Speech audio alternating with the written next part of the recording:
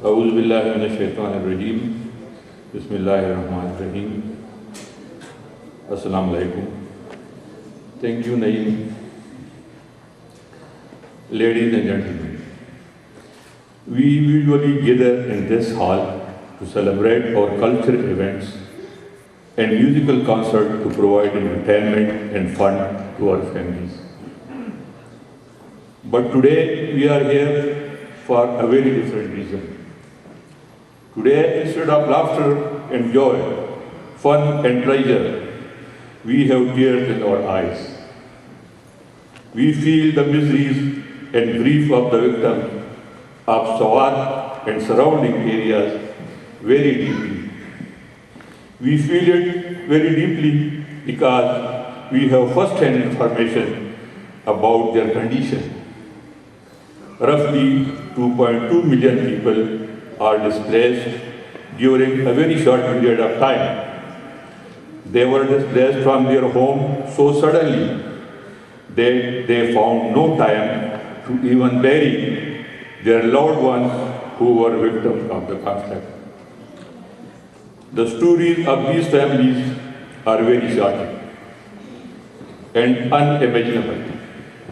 Families with children and sick seniors traveled 100 kilometers on foot for 2 days without food and water, with no destination in sight.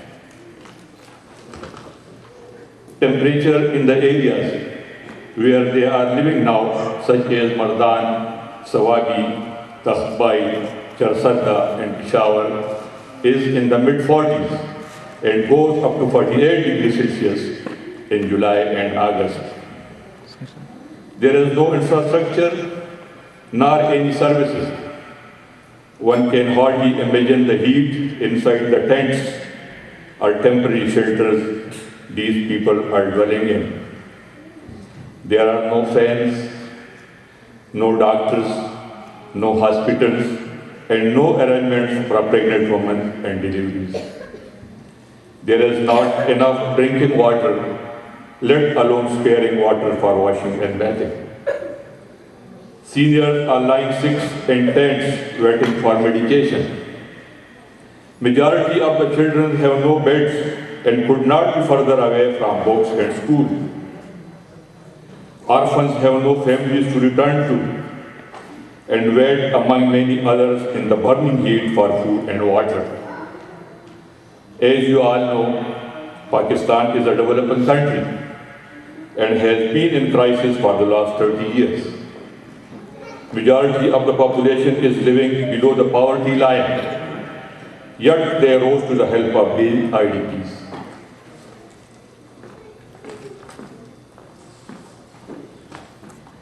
They not only offered them shelter, but also shared their limited meals with them.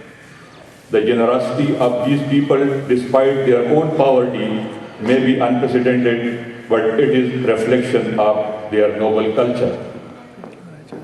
They continue to help these needy people, but cannot shoulder this responsibility for much longer, given their own conditions and limitations.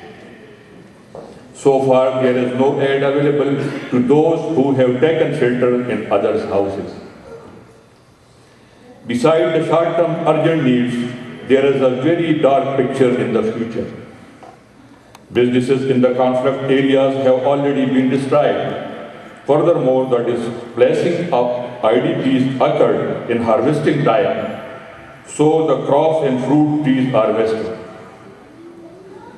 In the conflict, if the conflict takes indefinite time and these IDPs are unable to go back to their homes and live in peace, there is very high risk for these people and their children to become extremists.